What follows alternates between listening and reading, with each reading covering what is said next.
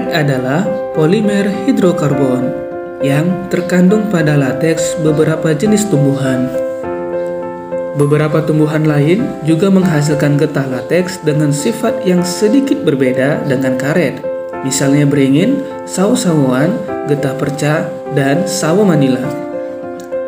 Getah perca sekarang dipakai dalam kedokteran, sedangkan lateks sawo manila biasa dipakai untuk permen karet. Karet industri sekarang dapat diproduksi secara sintesis dan menjadi persaingan dalam industri perkaretan. Pada suhu normal, karet tidak terbentuk. Pada suhu rendah, ia akan mengkristal. Dengan meningkatnya suhu, karet akan mengembang searah dengan suhu panjangnya. Penurunan suhu akan mengembalikan keadaan mengembang. Inilah alasan kenapa karet bersifat elastik. Kebanyakan karet komersial berasal dari getah pohon karet atau Hevea brasiliensis. Hevea brasiliensis yang berasal dari Brazil, Amerika Selatan, mulai dibudidayakan di Sumatera Utara pada tahun 1903 dan di Pulau Jawa pada tahun 1906. Tanaman ini berasal dari sedikit semai yang dikirim dari Inggris ke Bogor pada tahun 1876. Sedangkan semai-semai tersebut berasal dari biji karet yang dikumpulkan oleh H.A. Whitman, kewarganegaraan Inggris, dan wilayah antara Sungai Tapajos dan Sungai Medira, Lembah Amazon.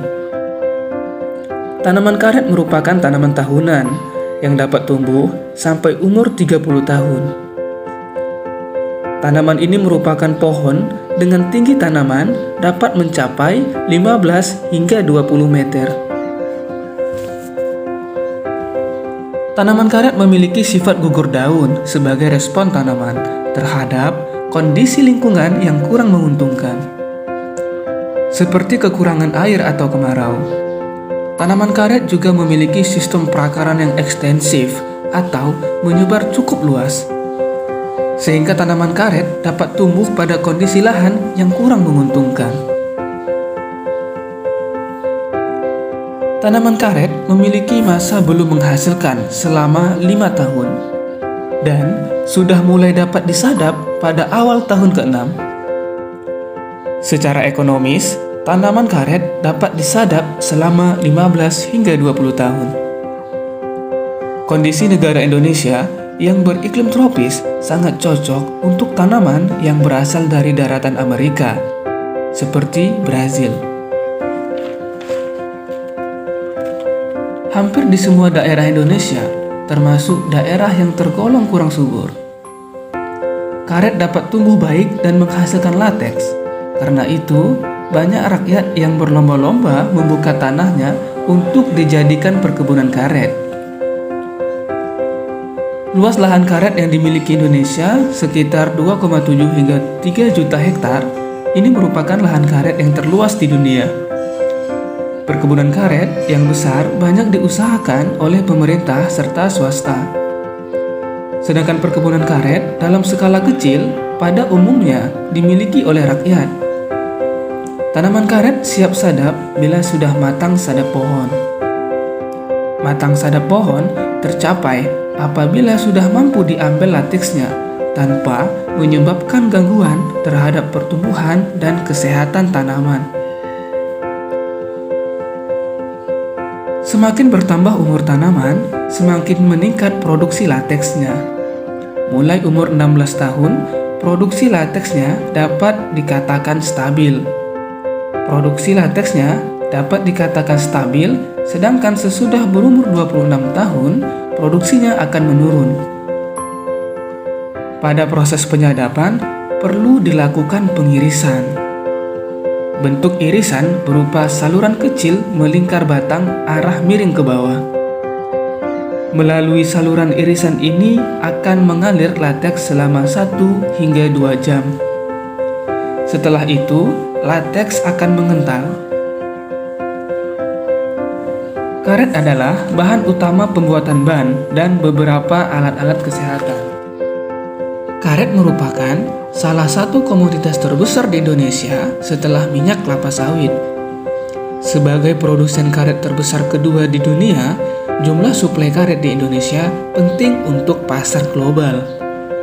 Dulu, tahun 2010 hingga 2013, harga karet bisa mencapai Rp15.000 hingga Rp20.000. Di tahun 2010, tahun 2011, dan tahun 2012, kisaran karet Rp12.000 hingga Rp15.000. Dan tahun 2012 hingga 2013 turun lagi di kisaran Rp12.000, Rp10.000, dan Rp8.000. Harga karet menembus rekor tertinggi sepanjang sejarah. Hal tersebut disebabkan keinginan Cina untuk meningkatkan pembelian karet sebagai cadangan dalam negerinya. Namun harga karet dari tahun 2013 hingga saat ini cukup menurun drastis. Bahkan beberapa tahun ke depan mencapai harga terendahnya, yaitu Rp3.000. Namun saat ini sudah mulai naik dari beberapa tahun lalu, yakni berkisar Rp8.000. Mengapa harga karet ini menurun dan apa penyebabnya? Harga karet tidak pernah naik karena kelebihan suplai di pasar ekspor. Mengingat terdapat sejumlah negara baru yang menjadi eksportir karet. Sebelumnya, produksi karet alam dunia hanya berasal dari 6 negara penghasil karet alam, yaitu Thailand, Indonesia, Vietnam, India, China, dan Malaysia dengan pangsa pasar 85,1%. Kemudian, negara produsen baru muncul belakangan, seperti Myanmar, Laos, dan Kamboja.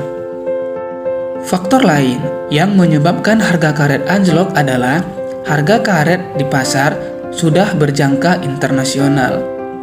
Harga karet di pasar internasional juga tergantung dengan kurs pasar, yakni harga komoditas memiliki hubungan dengan nilai tukar mata uang regional terhadap dolar Amerika Serikat.